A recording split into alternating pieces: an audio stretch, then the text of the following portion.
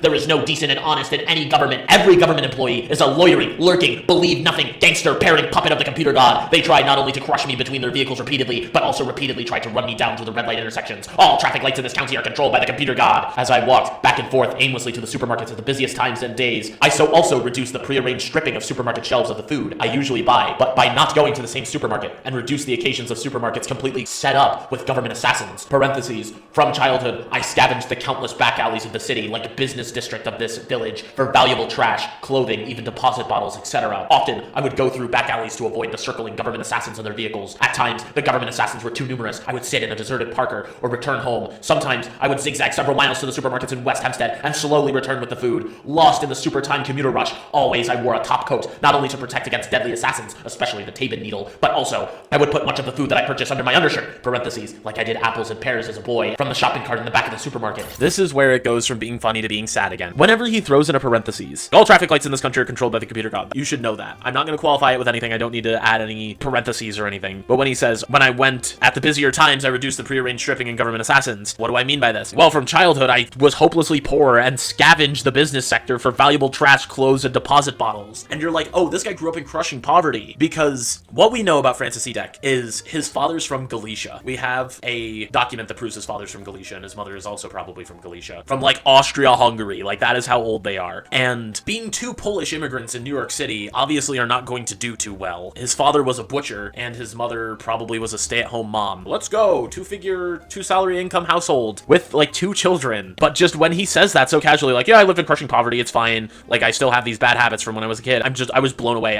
I could barely read it in like a serious voice because it feels like it clicks into place. You know, he feels like people are out to get him. Why is that? Well, because he lived in crushing poverty. And if you're living in crushing poverty, guess what? People who are competing with you for the ability to survive are probably going to be hostile to you in some way, even without schizophrenia. And it's just terrible.